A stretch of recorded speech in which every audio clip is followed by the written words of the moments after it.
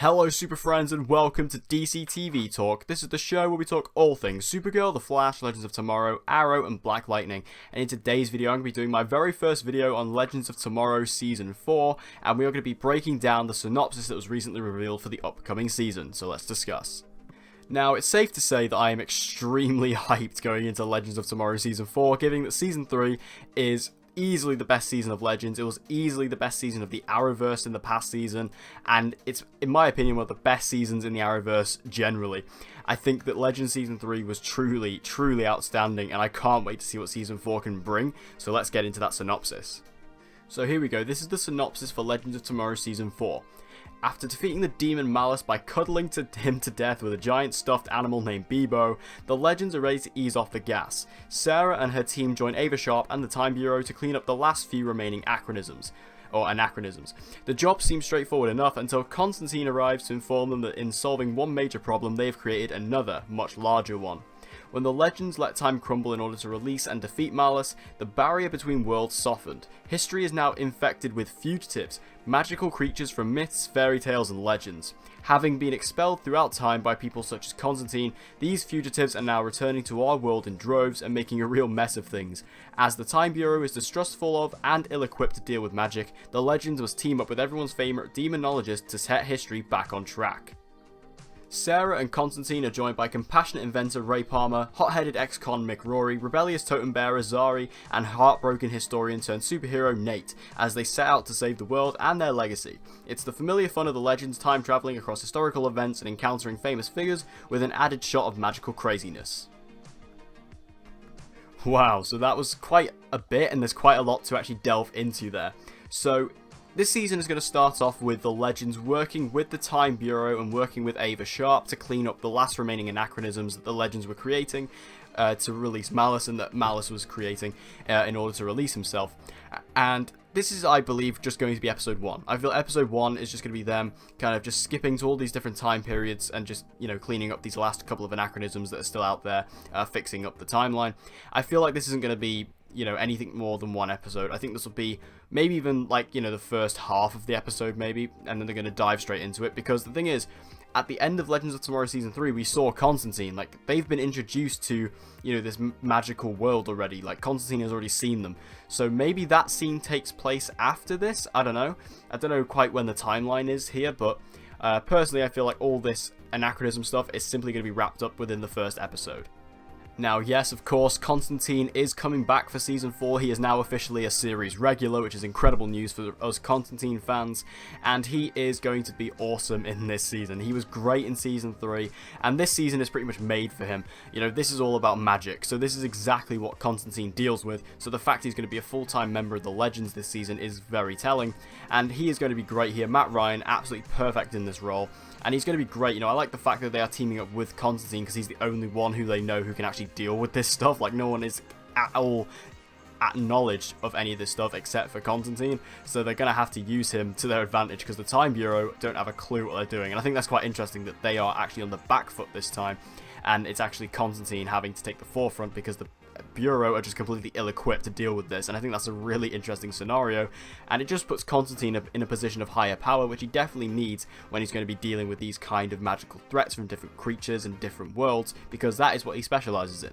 So these new threats are entitled as fugitives who were expelled throughout time by other demonic and demonologists such as Constantine, and basically they are described as magical creatures from myths, fairy tales and legends. And I think that is really awesome. I think that is actually a really interesting idea, because the thing is, Legends always tends to get crazier and crazier with each season, and this is easily the next step up. I mean, last year we dealt with demons and the supernatural, and this year we're dealing with fairy tales. I think that's just like really, the leap is incredible, and the fact that Legends is still doing this kind of stuff amazes me, but I love it. And I love the fact that Legends is the only show in the Arrowverse that could ever get away with this, and I think it's hilarious. It just really intrigues me as to what we're going to see. Like, could we see, like, Little Red Riding Hood, or all these other, like, little stories, famous fairy tale stories that we could see. I heard a great theory about them doing Robin Hood, and having Stephen Amell play Robin Hood, because obviously he plays the Green Arrow, and that is extremely similar to Robin Hood. that would be amazing if they could get Stephen Amell to play Robin Hood. That would be amazing. Might be a bit too meta though, who knows. But then again, Legends is very meta, so I guess we'll have to wait and see. But I really like this idea of fairy tales, these magical creatures coming into Legends. It's just something that only Legends could do and pull off, and I think it will pull it off extremely well, and I can't wait to see what the story is and how that's actually going to develop in this new kind of storyline and this new context. I'll also be interested to see who the villain is. You'd have to think that the villain is going to be someone who is a big, famous villain in fairy tales. Like, if there's ever like anything that's like a big culmination story of loads of different fairy tales and there's a big bad in that, I assume that could be who the villain is. Similarly to kind of like what the Shrek films do, where the Shrek films, you know, they're kind of set in this fairy tale universe and they kind of have these villains, you know, such as like Rumpelstiltskin and people like that.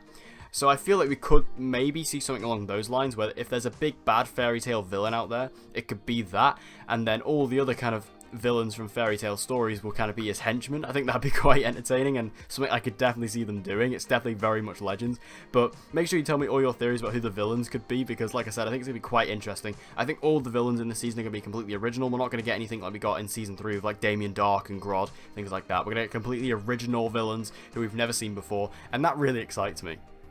Now, that second part of the synopsis I read out where they talk about the cast, it does actually worry me a little bit because Keenan Lonsdale is not mentioned, Wally West is not mentioned, and that surprises me. Obviously, Wally West, Kid Flash, he was brought onto the show in Season 3 to much high regard. Everyone really enjoys Wally on the show. He's much better on Legends than he was on The Flash. He's treated a lot better on Legends than he was on The Flash, and he did actually obviously show up in the season finale of The Flash, which was nice because it did make sense for him to be there, but I much prefer him to stay on Legend. Now, based on what he said in that Flash finale, it sounded to me as if he was going to go back to the Wave Rider. It sounded like, you know, he said, you know, he's found his place on the Wave Rider with the Legends, so he's going to stay there. That's what it sounded like to me. So, personally, I think Wally will still be there. Why he wasn't mentioned in the synopsis, I don't know, but maybe he'll come back. Like, maybe because he's gone back to Central City, he's going to spend some time there just for a little bit while, you know, he watches his baby sister grow up a little bit.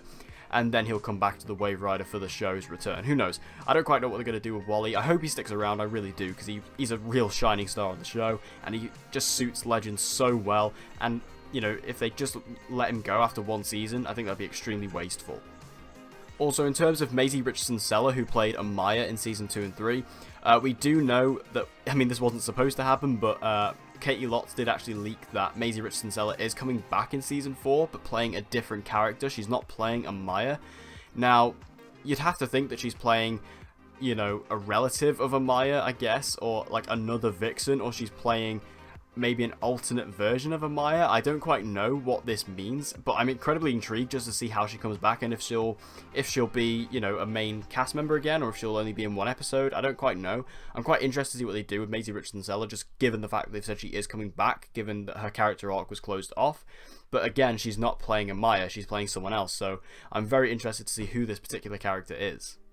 Overall, this season just seems extremely over the top and even more ridiculous than Season 3, which I didn't think was humanly possible. I mean, the ending of Season 3 was a giant cuddly toy beating up a demon. I don't know how they're going to top that, and to be honest, I'm not even sure if they will.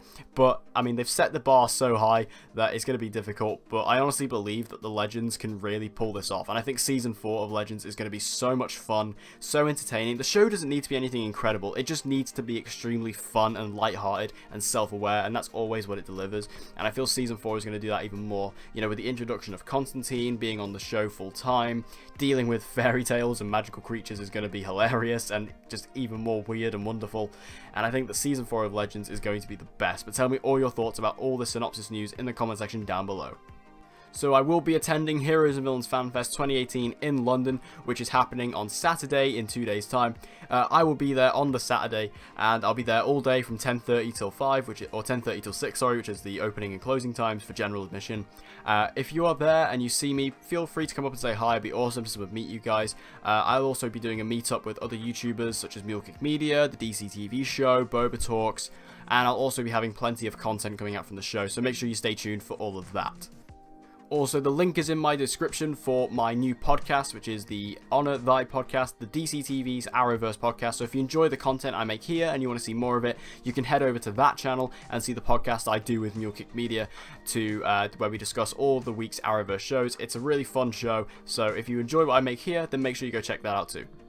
So thank you guys for watching. I hope you enjoyed this video. If you did, please give it a like, it will help me out a lot, and share this video with anyone and everyone you know who loves DC TV and get them to join the community. And as always guys, please subscribe for all of your latest content on Supergirl, The Flash, Legends of Tomorrow, Arrow and Black Lightning. And with all that said guys, I hope to see you again in my next video.